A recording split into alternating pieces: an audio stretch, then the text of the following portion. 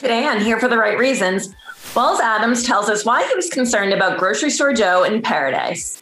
You know, the show doesn't work for everybody, but for the select few, it's like really, really beautiful. Then we're breaking down what we thought of David Spade's Bachelor in Paradise debut. And of course, everything you need to know about last night's premiere. We've got that plus so much more on today's Here for the Right Reasons. Hi guys, Mandy DeCamp here with senior editor Sarah Huron. Welcome to Here for the Right Reasons. We are finally in Paradise. How Paradise is back. Oh, it's back. It's better than ever, in my opinion. Like, it gives me life again. It honestly, like, no offense to ABC, but watching The Bachelor and Bachelorette has started to feel a bit like work to me because it is our job.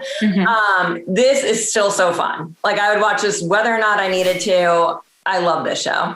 I totally agree. It went by so fast. I mean, like, nothing happened, but everything happened. Everything. Exactly. Like the 2 hours, I was like, that was 20 minutes. I'll watch another 2 hours. Yes. But not really. We don't. No. So let's kick it right off. You spoke to the official bartender of Paradise, Wells Adams. So exciting. And he explained to you why he was concerned for Grocery Store Joe this season. So let's hear what he had to say. Grocery Store Joe, you mentioned, he's back. He said on one of his podcasts that this stint on Paradise was very different for him compared to his first stint on Paradise. Can you tease anything to me about his journey specifically? Well, I don't want to ruin anything for anybody, but obviously, you know, it worked for Joe last time. He kind of fell for Kendall, and yes, they had their ups and downs, but they were together, post-show for a very long time. And so, the show doesn't work for everybody, but for the select few, it's like really, really beautiful. And so I think my concern with Joe coming back on was it's hard to recreate something like will lightning strike twice? And obviously that place is near and dear to his heart in terms of his relationship with Kendall. And was he going to have some sort of PTSD by coming back into that place and trying to find, new love? So I was just concerned about his well-being. I also love him as a friend and was legitimately hoping the best for him. And I think that was his problem too, is can this happen again? And everyone just needs to watch because, Joe's going to be all over this season. I think, America's going to fall in love with him all over again. He is someone who's coming back. Is there anyone else, an OG maybe from an earlier season, Carly and Evan are both single now, who you would want to see on Paradise again and giving it another shot? I want to see leads come on the show. That's what I really want. Because, it was kind of the thing that leads would never do. They would I'm talking about people who were the Bachelor or the Bachelorette, and they would never do. And I think now that Paradise has this sort of cool cachet that it maybe hasn't had in years past. And so I'm hoping that happens. I would love to see Peter come. Not because I want to see Peter, because I want to see his mom come down there too and stir some stuff up. I want to have a Heineken with Barbara. That would be the greatest freaking day ever. I think that's a great idea. She should be behind the bar with you, whether Peter's there or not, to be honest. Yeah, actually, I don't even need Peter. Can we just get Babs down there? Yes. All right, so he was a little concerned about Joe. Okay, so what did you think about Joe overall last night? I mean, I have thoughts, but what are yours? I have so many thoughts, and one of my buzzwords is Kendall, I have to say. Okay. Because, I was loving him, and he's so cute, and he was charming and felt real, and it was so authentic. Another part of me was like, Joe, why are you here? Yeah, I agree. I didn't like the mopey Joe act I was just come on, this is a cool opportunity. You love this. You don't lie. Maybe it was a little, I'm not saying it wasn't emotionally hard for him because we're in a real relationship for 2 years. That was real. But enough with the mopey loner Joe. I think that's his act. I think that's how he gets girls. You think? Yeah, I think that's his thing. I love a loner guy. I met my husband when he was alone at a bar. That sounds weird. But I gravitate to those guys who are the quieter ones and I like that act, but I see right through it, I think. I will also say that's an interesting point because Kendall and Joe broke up, at least publicly, in January of 2020. So that's a long time ago, but they were together for 2 years, almost 2 years. They lived together. And then he went into quarantine back in Chicago. So maybe, since Kendall was probably his last most like serious relationship, and then the beach, the PTSD, like it was coming back. But at the same time, as a 35-year-old man who's cute and has been on TV, like you have to know you have some sort of game. Like you're a grocery store Joe. Yeah. And then he's making out with the 23-year-old at the end of, or 24 or 23? 23. I don't ship. No, I'm going to get into that later. All right. So let's get into our Bachelor buzzword of the night. You said Kendall was one of yours. Did you have any others? Yes, my other one was crabs. I know that the alums have talked about this before, but did you see David Spade's video? I sure did. I was, first of all, a lemur. A jaguar?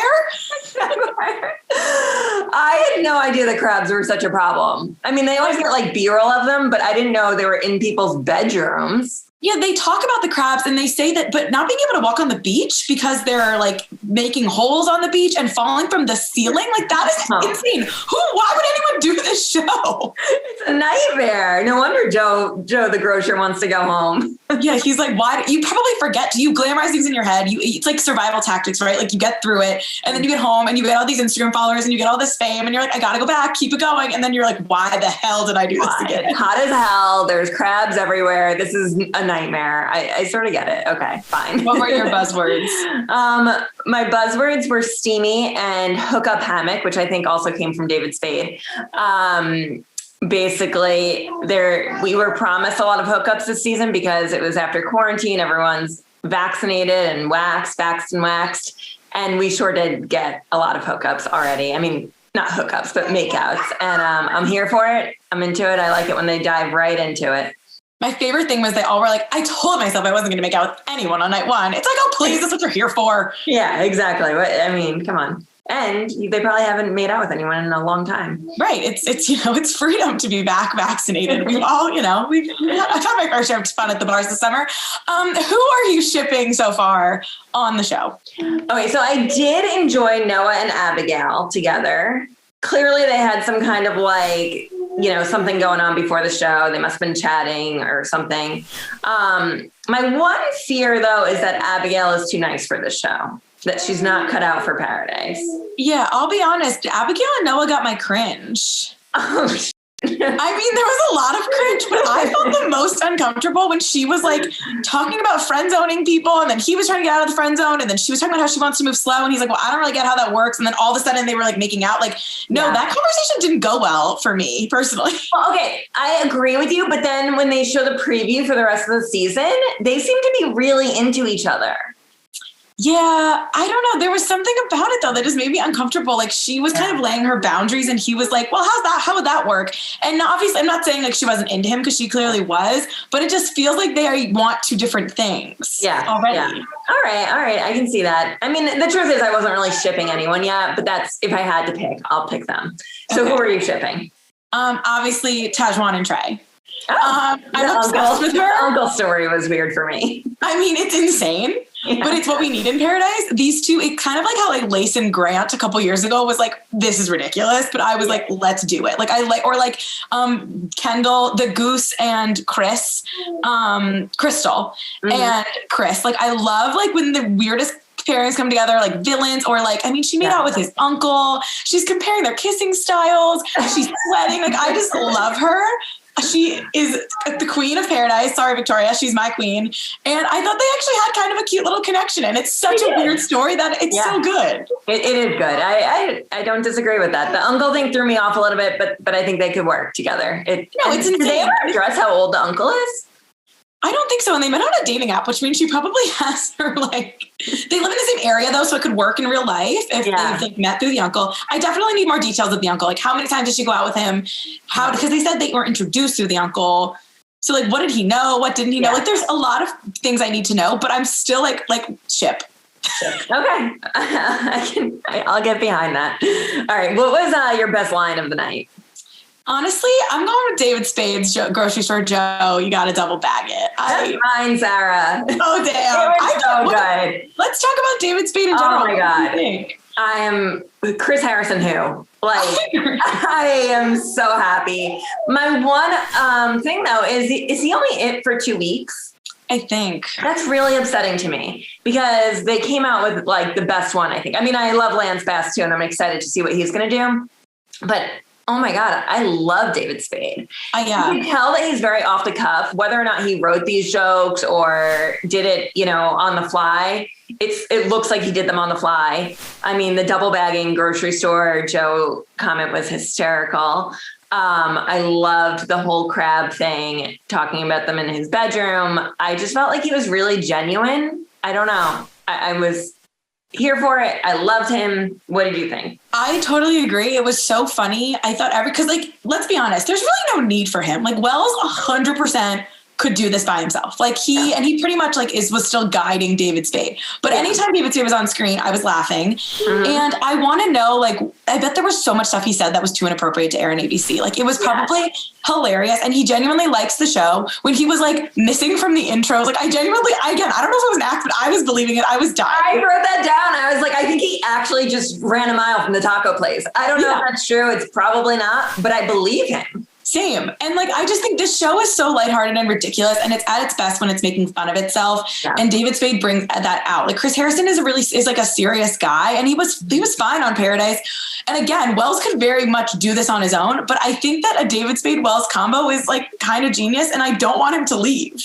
I don't either. That's the only upsetting thing. I think that honestly, they might make him a permanent host after this. So. I mean, I would imagine the rest of Bachelor Nation fans are thinking the same thing we are, that he was great. Yeah, I hope so. We'll find out. Yeah.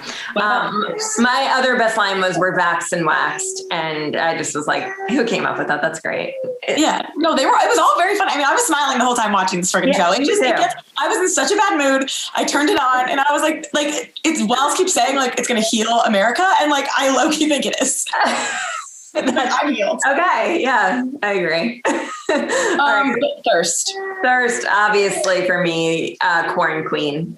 I mean, Corn Queen Victoria, or Sun Goddess as she calls herself now. I don't find her funny. I don't laugh. I don't like her, and I want her to go home. And I think she's going to. I don't see a guy connecting with her. I also think we don't need her and Demi.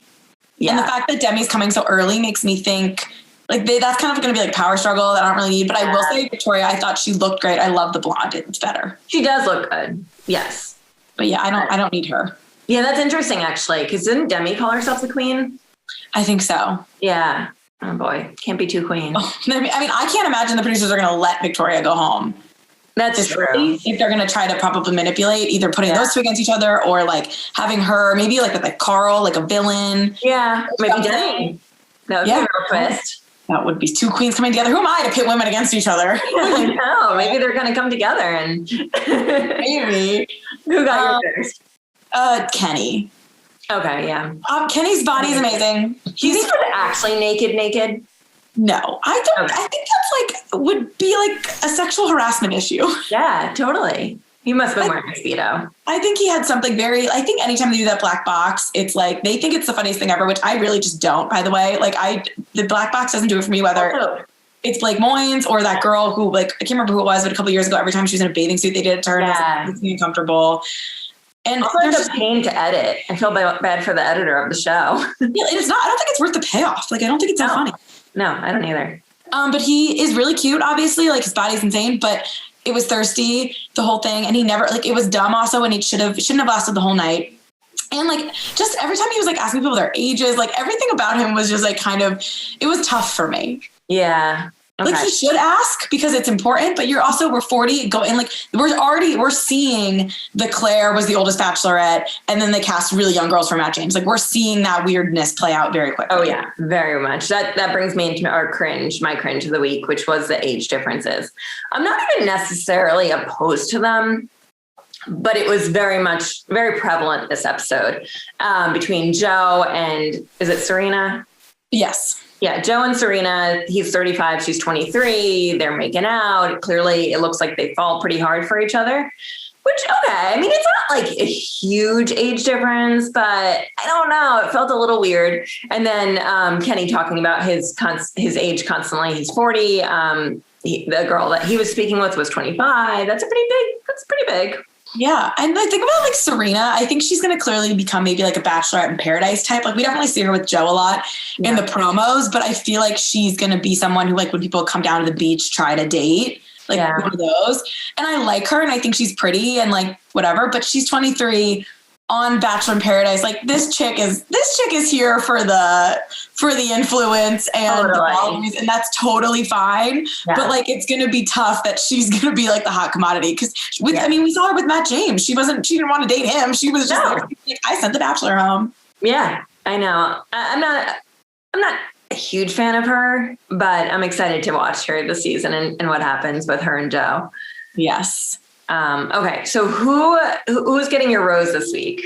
Honestly, I'm going to just give it to Grocery Store Joe because I feel like he was like the star of the show. Like he was like Lauren Conrad. Like it was his show. He was narrating. And he was very charming to me, even though once you said it might be like kind of an act, I like totally kind of believed you. But while I was watching it, I was very much like, oh my God, Joe's so cute. Oh. And it just felt, I don't know, it was interesting. And I didn't see that coming, that we were like kind of going through Joe's point of view. And I don't really like the guys from Katie's season that are there. Yeah. So I'm happy to see like a familiar face. Okay, I see that. I'm excited for Becca to come down. Speaking of familiar faces. So she is getting my future rose already. Because I agree with you. I like seeing those familiar faces. You needed a few more in this cast, but I think we'll see them. Like Demi even. Half of this episode was introducing these people, which I guess was necessary because I did forget about like half of them. Yeah. Well, yeah, some of them I didn't remember at all. Yeah. Yeah. My rose is going to David Spade. That's an easy one for me. We already spoke about him, but yeah, he did everything right in my opinion. And I'm just so sad he's not going to be here the whole season. Yeah, me too. Who do you want to pack their bags? Okay, pack your bags. I just want anyone who's not being forward to pack their bags. So like a Kelsey, Anna Victoria, this whole like 5-second rule thing, like this is Bachelor in Paradise. Yeah, you don't get to wait around. The guys have the roses. You need to go talk to them. Like I don't, and even like, and also like the guys who were kind of like broing out, like Aaron and Connor B, who God, every time he pulled out that guitar, I just can't stand him. And Trey, like they were all kind of like hanging out with each other a lot, which like I get it, they're friends, but I know it was night one, but I need like as much interaction as possible. And I could just feel like the girls, especially saying like, I want guys to come to me. That's fine. And like, if that's your dating philosophy in life, but not on the beach. On the beach. I would fail miserably at the show. Like there's no way I could be aggressive like that. And I always think it's pretty mean when they give the guys the roses on night one. But I love it too because it makes great TV. But yeah, I agree with you. You do have to be aggressive if you're going to be on the show and you're going to survive till the end. So for me, just the sun goddess, she's got to pack her bags and go. I'm not a fan. Not a fan. All right. Thank you so much, Sarah, as always, for recapping Bachelor in Paradise with me. We'll be back every week. Stay tuned to our YouTube page. Make sure to like and subscribe below. Bye.